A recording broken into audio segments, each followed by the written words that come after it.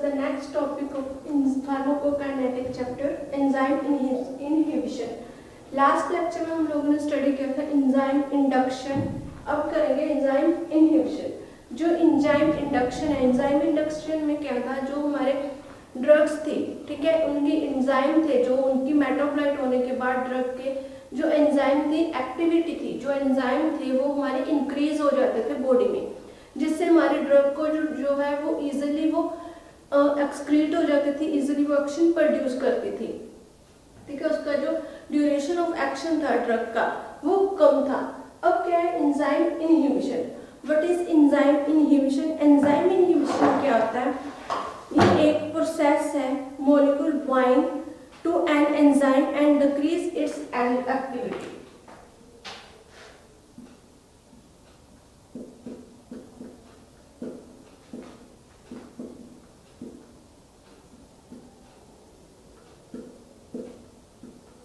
Bind to enzyme and decrease its activity। जो हमारे molecules हैं वो एंजाइम के साथ बाइंड हो जाते हैं, जिससे जो हमारी एंजाइम की एक्टिविटीज है वो कम हो जाती है, जो ड्यूरेशन ऑफ एक्शन है वो इंक्रीज हो जाता है, ठीक है। उससे जो हमारा ड्यूरेशन ऑफ एक्शन है, ठीक है, वो इंक्रीज हो जाएगा, जिससे जो है हमारे जो ड्रग है वो मेटाबोलाइट होने में उसको बहुत ज्यादा टाइम लगता है, उसे हम बोलते हैं इनहिबिशन। अब जो एंजाइम इनहिबिशन है, ठीक है, वो क्या करता है, activity decrease the activity of enzyme and kill a pathogen और करेक्ट ए मेटाबॉलिक इम्बैलेंस। जब वो ड्यूरेशन ऑफ एक्शन हमारा इंक्रीज हो जाता है, तब जो हमारा मेटाबॉलिक जो एक्शन है, वो मेटाबॉलिक जो हमारा प्रोसेस है वो इम्बैलेंस हो जाती है, ठीक है। इसके लिए जो बहुत सारे ड्रग्स हैं, many drugs act as an enzyme inhibitor, बहुत सारी ड्रग्स हैं जो एज एन एंजाइम इनहिबिटर काम करती हैं। उसके बाद है जो एंजाइम इनहिबिटर्स हैं वो क्या है हमारे पास, जैसे हमने फर्स्ट इसमें देखेंगे इनहिबिशन ऑफ साइटोक्रोम P450। जो हमारा एंजाइम है, मेन जो एंजाइम लीवर में प्रेजेंट होता है, जो है microsomal enzyme cytochrome P450। Many ऐसी बहुत सारी ड्रग्स हैं जो साइटोक्रोम P50 की जो एक्टिविटीज है उसको डिक्रीज कर देती हैं। जब हम लोग कोई ड्रग्स लेते हैं, ठीक है, ड्रग्स लेने के बाद inhibition of cytochrome P50 by different drugs is called inhibition. जो इसकी एक्टिविटीज को कम कर दे उसको हम लोग, उस प्रोसेस को हम लोग बोल देते हैं इनहिबिशन। इनहिबिशन के बाद जो इनहिबिशन है वो हमारे दो टाइप के हैं, जैसे कॉम्पिटिटिव और नॉन कॉम्पिटिटिवली। हम इसमें जो फर्स्ट हम लोग स्टडी करेंगे जो है वो कॉम्पिटिटिवली में जो है, उससे पहले हम लोग स्ट्रक्चर डिस्कस करेंगे। जैसे ये हमारा जो है एंजाइम, ये हमारा सबस्ट्रेट,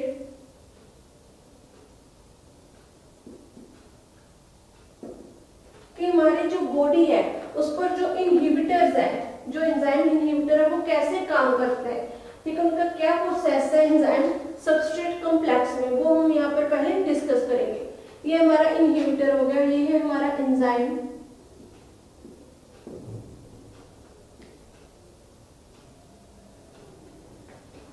ठीक है। हम देखेंगे कि जो हमारा सबस्ट्रेट है, जैसे जो ड्रग है हमारा, ठीक है, सबस्ट्रेट है, जो ड्रग के बाद मेटाबोलाइट होने के बाद जो मेटाबोलाइज होती है, उसके बाद जो प्रोडक्ट बनते हैं वो सबस्ट्रेट।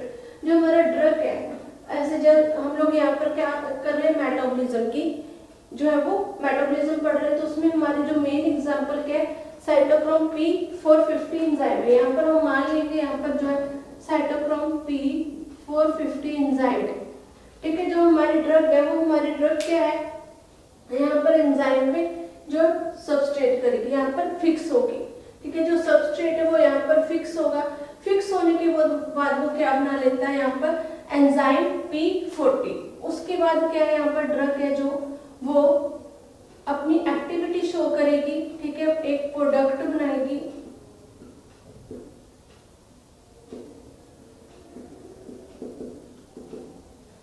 जब ये सबस्ट्रेट एंजाइम के साथ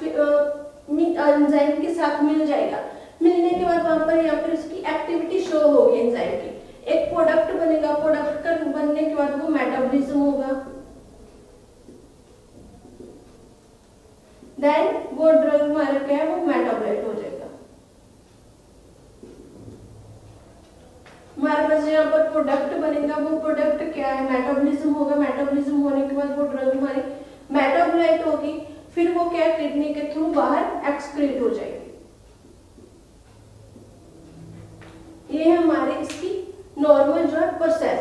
अब अगर कोई इनहिबिटर यहाँ पर हमारे जो एंजाइम के साथ आकर अटैच हो जाए, ठीक है, वो एंजाइम के साथ अटैच हो जाएगा। अटैच कैसे हो जाएगा, क्योंकि उसकी जो है शेप है, साइज है, वो सेम होगा, ठीक है, उसी जो नेचुरल हमारा सबस्ट्रेट है उसकी तरह उसकी शेप होगी, तो वो यहाँ पर फिट हो जाएगा। जब इनहिबिटर यहाँ पर आके एंजाइम के साथ एक्ट कर जाएगा, तो जो हमारा एंजाइम है उसके साथ मिलकर कोई प्रोडक्ट नहीं बनेगा, क्योंकि ये इनहिबिटर है, ये क्या करते हैं, इनहिबिट कर देते हैं एंजाइम्स को, ठीक है, इसके साथ बाइंड होगा तो उसका कोई प्रोडक्ट नहीं बनेगा। अगर ये परमानेंटली यहाँ पर बाइंड हो जाएगा इनहिबिटर के साथ, तो उससे हमारा क्या होता है, जो एंजाइम है वो किल हो जाएगा, ठीक है, जैसे यहाँ पर परमानेंटली रिवर्सिबल वो है, इनहिबिट हो जाएगा, तो हमारा जो साइटोक्रोम P450 है वो हमारा क्या है, यहाँ पर किल हो जाएगा, उसकी जो एक्टिविटी है वो इनएक्टिव हो जाएगा, कोई प्रोडक्ट नहीं बनेगा और ना ही कोई फंक्शनल जो प्रोडक्ट है वो प्रोड्यूस होगा। ऐसे हमारा जो जैसे हम लोग देख रहे थे कि इसकी जो हमारे एग्जांपल्स है, ठीक है, जो हमारे एग्जांपल्स हैं, एग्जांपल्स में क्या है, जैसे कीटाकोनाजोल हो गया हमारी एग्जांपल, सम एग्जांपल्स हैं जो एज अ एंजाइम इनहिबिटर काम करती हैं।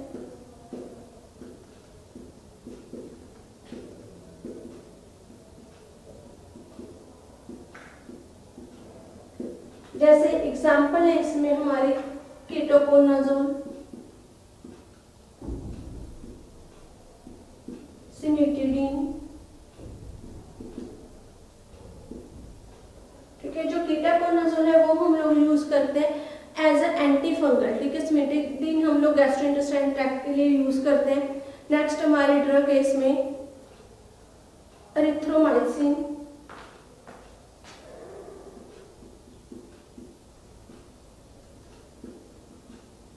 जो एरिथ्रोमाइसिन है वो हमें पता है हम as a anti tubercular drug use करते हैं।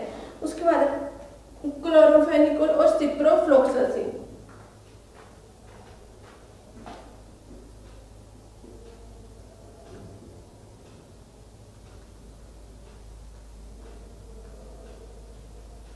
और नेक्स्ट है सिप्रो,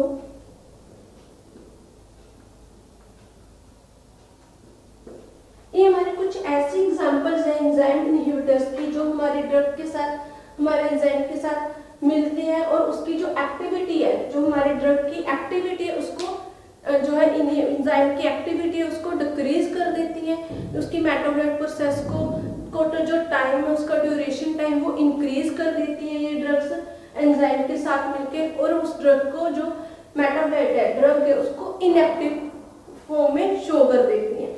ये एग्जांपल्स है हमारे, जो हमारे एग्जांपल्स है इससे जो एक्शन है वो जो इनहिबिट करती है, एंजाइम को इनहिबिट करती है, जिससे क्या होता है, ड्यूरेशन ऑफ एक्शन इंक्रीज हो जाता है, एंड जो मेटाबॉलिज्म रेट है हमारे जो ड्रग का वो क्या हो जाता है, कम हो जाता है।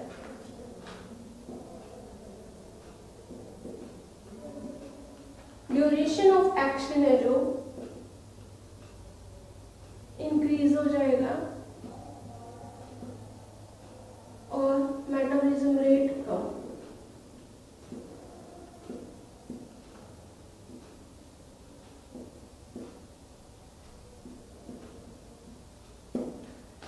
जैसे हमारा जो हमने पहले एंजाइम इंडक्शन पढ़ा था, ठीक है, उसमें क्या था, जो हमारे एंजाइम की एक्टिविटीज जो थी वो बूस्ट अप हो जाती थी, इंक्रीज, ठीक है, मेटाबॉलाइट ड्रग के मेटाबॉलाइट होने के बाद उसमें जो हमारा ड्यूरेशन ऑफ एक्शन था वो डिक्रीज था, कम हो जाता, और मेटाबॉलिज्म रेट था जो वो इंक्रीज था, ठीक है। और इनहिबिशन में क्या हमारा उल्टा हो रहा है, ड्यूरेशन ऑफ एक्शन तो इंक्रीज हो रहा है और जो मेटाबॉलिज्म रेट है वो डिक्रीज हो रहा है। क्यों डिक्रीज हो रहा है, क्योंकि जो इनहिबिशन थे, इंडक्शन था सॉरी, उसमें तो एंजाइम्स बन रहे थे, ठीक है, एंजाइम्स की जो है अमाउंट वो इंक्रीज हो रही थी, इसलिए जो हमारी रिएक्शन है, हमारा मेटाबॉलिज्म है, वो भी फास्ट हो रहा था। बट यहाँ पर क्या है, इनहिबिशन में जो हमारे एंजाइम्स हैं उनकी जो अमाउंट है वो कम हो रही है, एंजाइम्स किल हो रहे हैं कुछ ड्रग्स के साथ, ठीक है, मिलकर उनकी एक्टिविटी कम हो रही है, वो किल हो रहे हैं, इसलिए जो हमारा ड्यूरेशन ऑफ एक्शन है और मेटाबॉलिज्म ऑफ रेट है जो डिक्रीज हो रहा है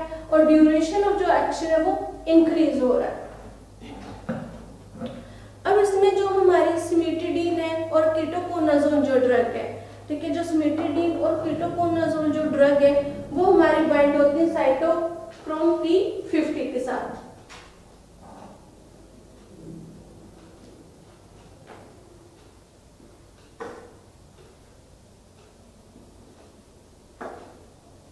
जो कीटोकोनाजोल और सिमेटिडीन है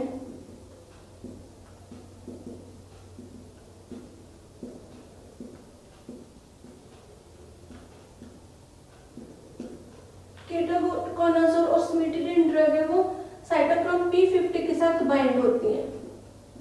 देन वो क्या करती है, साइटोक्रोम P50 की जो एक्टिविटीज है उसको क्या कर देती है, कम।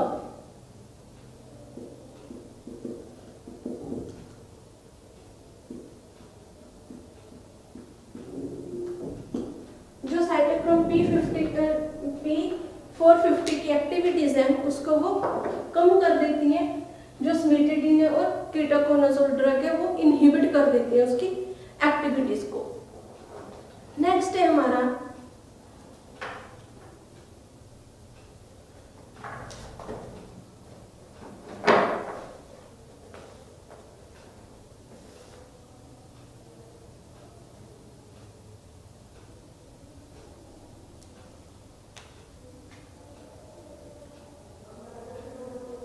नेक्स्ट है जो हमारा वो है कि जो हमारी ड्रग्स है, ठीक है, जो कॉम्पिटिटिव ड्रग्स है, जो एंजाइम इनहिबिशन है वो क्या करते हैं, हमारे जो है सुसाइड इनहिबिटर, ठीक है, इसमें एक टर्म यूज होते हैं एंजाइम इनहिबिशन में, वो है सुसाइड इनहिबिटर।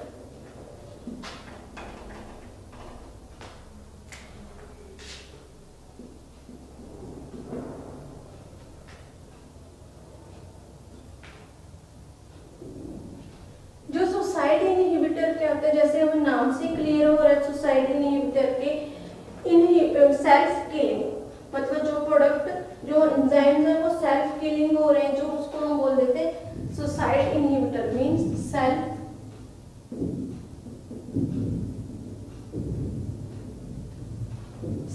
किलिंग क्या है, इसमें जो सुसाइड इनहिबिटर है,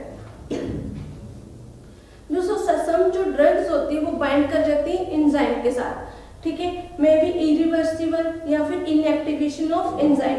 सच substrates are called suicide inhibitors.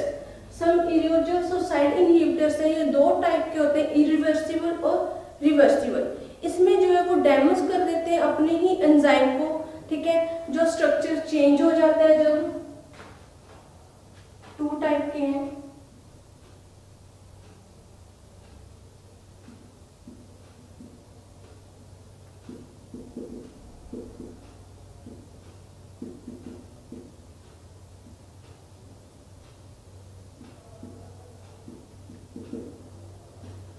Reversible और इरिवर्सिबल है जो सुसाइड इनहिबिटर है, इसमें जो है वो अपने ही जो एंजाइम्स हैं उनको वो किल कर देते हैं, ठीक है, जो किल करने के बाद है क्या, जो स्ट्रक्चर चेंज हो जाता है, इनहिबिटर जो है वो डैमेज हो जाता है। जैसे इसकी हम एग्जांपल देखेंगे यहाँ पर।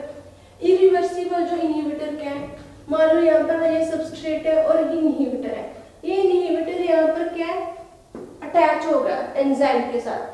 अटैच होने के बाद क्या है, इसकी सेम शेप है वो फिक्स हो गया यहाँ पर, ठीक है।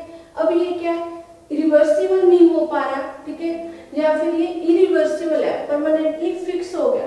जब ये फिक्स हो जाता है एंजाइम इनहिबिटर यहाँ पर, तो इससे क्या होता है, नो प्रोडक्ट, इसका कोई फंक्शन नहीं है हमारी बॉडी में, ठीक है। तो ये क्या करता है, धीरे धीरे हमारा जो एंजाइम है, जैसे यहाँ पर साइटोक्रोम P450 है, उसको वो किल कर देगा, ठीक है, वो किल कर देगा।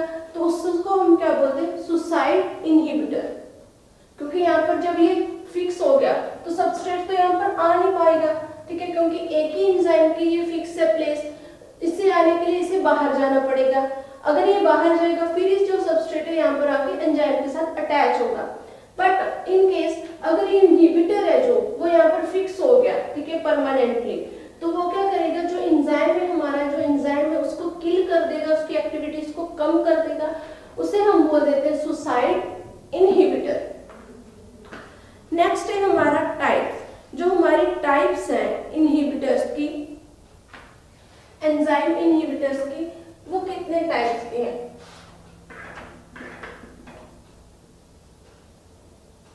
नेचर के अकॉर्डिंग हम लोग जब देखेंगे जो इनहिबिटर्स हैं, एंजाइम इनहिबिटर्स हैं, अकॉर्डिंग टू नेचर तो 2 टाइप के हैं, माइक्रोसोमल और नॉन माइक्रोसोमल।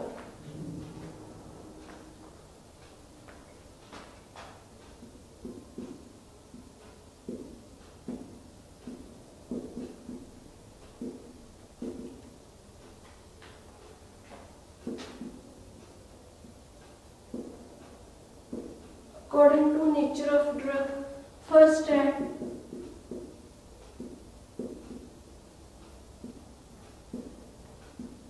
मैक्रोसोमल, सेकंड है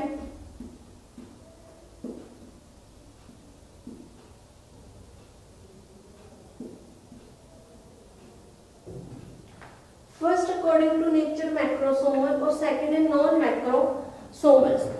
अब हमें, जैसे हमने लास्ट लेक्चर में भी डिस्कस किया था इंडक्शन में, उससे पहले फेज 2 फेज 1 में भी डिस्कस किया था, मैक्रोसोमल कौन से एंजाइम्स होते हैं जो लीवर के माइक्रोसोम में प्रेजेंट होते हैं, लोकेटेड होते हैं, ठीक है, उसे हम बोल देते हैं मैक्रोसोमल। ये एंजाइम मेनली काम पर होते हैं लीवर में,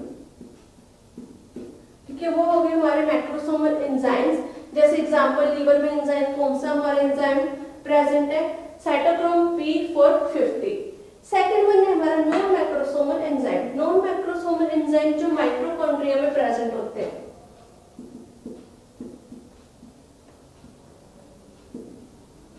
जो माइटोकॉन्ड्रिया में जो हमारे एंजाइम्स प्रेजेंट होते हैं, जो बॉडी के अदर जो पार्ट्स हैं उनमें जो एंजाइम्स हमारे प्रेजेंट होंगे उनको हम बोल देते हैं नॉन मैक्रोसोमल एंजाइम्स। अब इसमें है नॉन मैक्रोसोमल एंजाइम्स बोलेंगे अकॉर्डिंग टू इरिस्विर। दूसरी इसकी जो टाइप है, थर्ड है कॉम्पिटिटिव एंड फोर्थ है नॉन कॉम्पिटिटिव।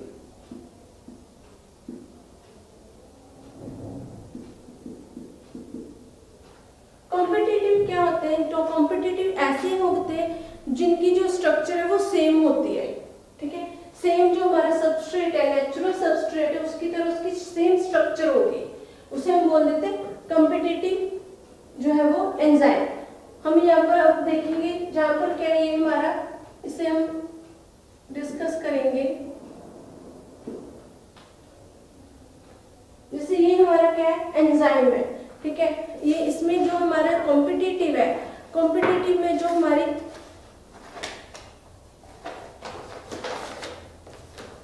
कॉम्पिटिटिव में क्या होता है, सेम स्ट्रक्चर है टू नेचुरल सबस्ट्रेट, जो नेचुरल सबस्ट्रेट है उसकी तरह सेम स्ट्रक्चर होगी।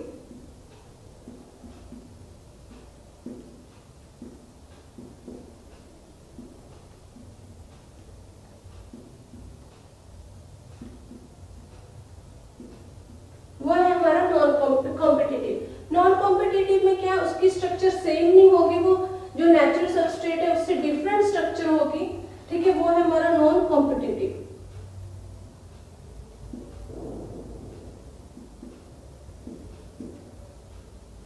Different structure. अब हमारा जो कॉम्पिटिटिव है, ठीक है, उसमें हम एग्जांपल ले लेते हैं, जैसे ये लॉक एंड की थ्योरी पर डिपेंड होता है। कॉम्पिटिटिव है, डिपेंड्स ऑन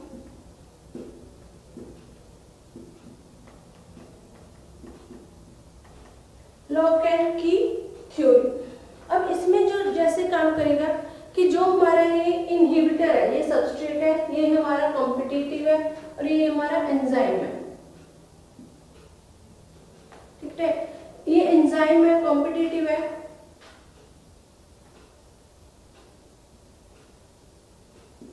जब हमारा सबस्ट्रेट एंजाइम के साथ बाइंड करता है तो हमारे पास क्या आ जाता है, जब जैसे हम एग्जांपल लेंगे, अगर एक की है, ठीक है, लॉक है, इसे हम लॉक मान लेते हैं, ये सबस्ट्रेट क्या है हमारा की।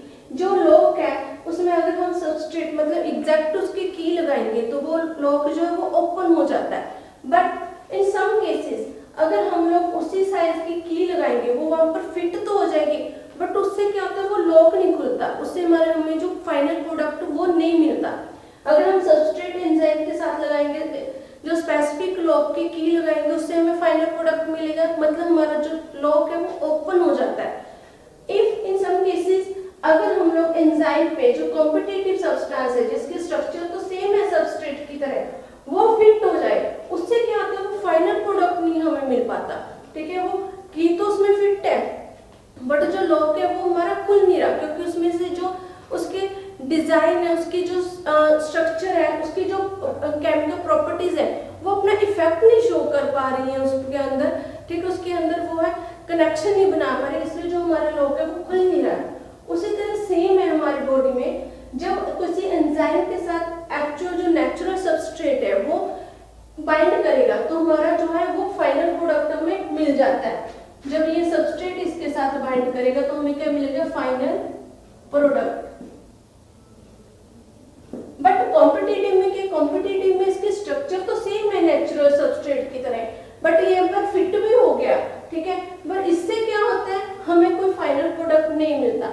ये यहाँ पर क्यों फिट होगा, क्योंकि जो कॉम्पिटिटिव है वो सबस्ट्रेट से ज्यादा पावरफुल है, वो पावरफुल है तो इसलिए वो यहाँ पर फिट हो गया, ठीक है। जिसके पास ज्यादा पावर होगी वो वहीं पर क्या है वो इजिली उस एंजाइम के साथ जो है वो बाइंड कर जाएगा। जैसे एग्जांपल है हम लोग म्यूजिक वाली गेम खेलते हैं, चेयर म्यूजिक वाली, जिसकी ज्यादा एफिशिएंसी होती है, ठीक है, जिसके पास ज्यादा पावर होती है वो पहले उस चेयर पे बैठ जाता है। उसी तरह ये है, अगर इसमें कॉम्पिटिटिव की ज्यादा पावर है तो वो कॉम्पिटिटिव इसके साथ एंजाइम के साथ बाइंड कर जाएगा, जिससे जो है वो हमारा जो फाइनल प्रोडक्ट नहीं बनेगा, ठीक है, वो वहां पर फिक्स हो जाता है। जब फिक्स हो जाता है वो रिवर्सिबल नहीं हो पाता, ठीक है, वापस नहीं बन जा पाता। तो उसे रिवर्सिबल करने के लिए हमें क्या चाहिए, एक और सबस्ट्रेट, एक और कॉम्पिटिटिव एजेंट, ठीक है, कॉम्पिटिटिव सब्सटेंस चाहिए जो क्या है मोर पावरफुल होगा, ठीक है। वो उसको कॉम्पिटिटिव को यहाँ से उठाकर खुद यहाँ पर बाइंड हो जाएगा। जैसे हम सिंपल एग्जांपल ले लेते हैं, 3 पर्सन है, उनके पास एक ही चेयर है बैठने के लिए, तो हम क्या करते हैं, पहले जो एक पर्सन है वो बैठ जाता है, दूसरा उससे ज्यादा पावरफुल है तो वो यहाँ पर बैठ जाएगा। अगर तीसरा पर्सन उससे भी और ज्यादा मोर पावरफुल है तो वो उसे उठाकर आप खुद बैठ जाता है। यही यहाँ पर है जो सबस्ट्रेट और कॉम्पिटिटिव सबस्ट्रेट है। जो कॉम्पिटिटिव सबस्ट्रेट है वो स्ट्रक्चर में सेम होने के कारण वहां पर फिट हो जाते हैं एंजाइम्स में, बट वो अपनी जो थेरापेटिक इफेक्ट नहीं दे पाते बॉडी पर, बॉडी में अपना जो इफेक्शन है, एक्शन है वो नहीं शो कर पाते, ठीक है, जिससे जो है डिजीज में जो है वो क्योर नहीं हो पाती है और जो हमारे जो भी प्रॉपर्टीज है एंजाइम्स है वो प्रॉपर वर्क नहीं कर पाते, मेटाबोलाइट जो रिएक्शन है वो डिक्रीज हो जाती है, मेटाबॉलिक जो रेट है वो कम हो जाता है। ये था हमारा कॉम्पिटिटिव एग्जाम्पल। इसमें अब एग्जाम्पल हम लोग देख लेते हैं। जैसे एग्जाम्पल है ज़ैनाथीन ऑक्साइड, कॉम्पिटिटिव का एग्जाम्पल है ज़ैनाथीन ऑक्सीडेज। ज़ैनाथीन ऑक्सीडेज, ये ज़ैनाथीन ऑक्सीडेज क्या एक एंजाइम है हमारी बॉडी में।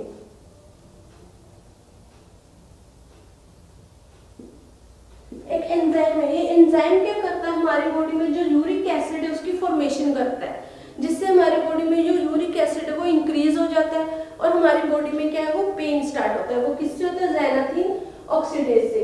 इसको अब हम अगर इसके साथ इसको के इफेक्ट को कम करने के लिए हम लोग क्या करते हैं, एलोप्यूरिनोल लेते हैं। अगर हम एलोप्यूरिनोल लेंगे, एलोप्यूरिनोल क्या है, एक ड्रग है जो गॉट के ट्रीटमेंट में हम लोग यूज करते हैं। एलोप्यूरिनोल जो मेडिसिन है जिसको हम गॉट के ट्रीटमेंट में यूज करेंगे, वो हम जब ड्रग लेते हैं वो क्या करती है, ज़ैनाथीन ऑक्सीडेज की एंजाइम्स की एक्टिविटी को इनहिबिट कर देती है, उसकी एक्टिविटीज को कम कर देती है, जिससे जो यूरिक एसिड है, ठीक है, हमारा वो हमारी बॉडी में कम बनता है और हमें उसको जो पेन से वो रिलीफ मिल जाता है। इसलिए एलोप्यूरिनोल है वो गॉट में यूज होते हैं, ठीक है। वो क्या करते हैं, xanthine की xanthine ऑक्सीडेशन जो एंजाइम है यूरिक एसिड प्रोड्यूस करता है उसकी फॉर्मेशन को कम कर देते हैं, इनहिबिट कर देती है। ये था कॉम्पिटिटिव का एग्जांपल। नेक्स्ट है हमारा, अगर हमारे पास इसमें हम एग्जांपल ले लेते हैं, सम ऐसी ड्रग्स होती हैं जो हमारे पास बाइंडिंग विद कोवलेंट बॉन्ड, जैसे हमने केमिस्ट्री में भी स्टडी किया था पहले, ठीक है, व्हाट इज कोवलेंट बॉन्ड। जो कोवलेंट बॉन्ड होते हैं वो तो स्ट्रॉन्ग बॉन्ड हो जाते हैं। अगर कोई भी हमारे एंजाइम के साथ कोई भी जो है वो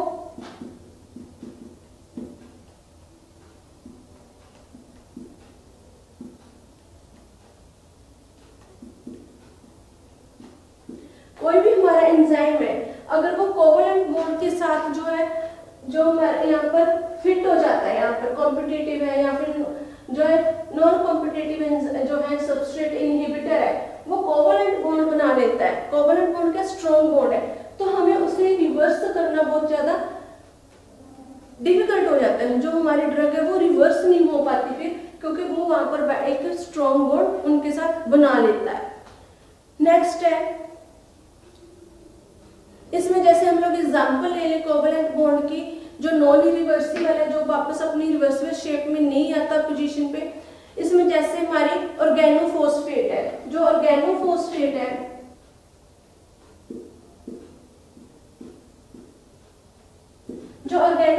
है वो एक पॉइजन है, ठीक है। जब हम लोग ये यूज करते हैं ऑर्गेनोफॉस्फेट, तो उसमें क्या है, जो ऑर्गेनोफॉस्फेट है वो हमारी बॉडी में एंटर करता है थ्रू ओरल, ठीक है। एंटर करने के बाद वो इनहिबिट कर देता है हमारी एसिटाइल कोलिन एस्ट्रेज को।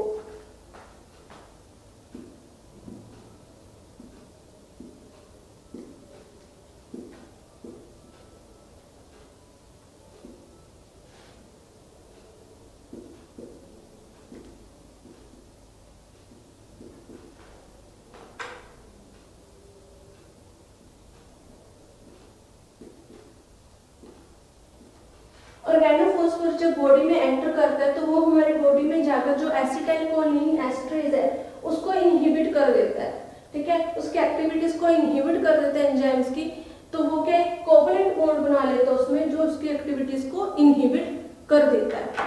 ये था हमारा आज के लेक्चर में, हम इतना ही टॉपिक करेंगे। नेक्स्ट लेक्चर में आगे जो टॉपिक है वो हम लोग कंटिन्यू करेंगे। यहाँ पर ये टॉपिक जो हमारा वो फिनिश हो गया। नेक्स्ट में हम नॉन कॉम्पिटिटिव ड्रग्स को एक्सप्लेन करेंगे।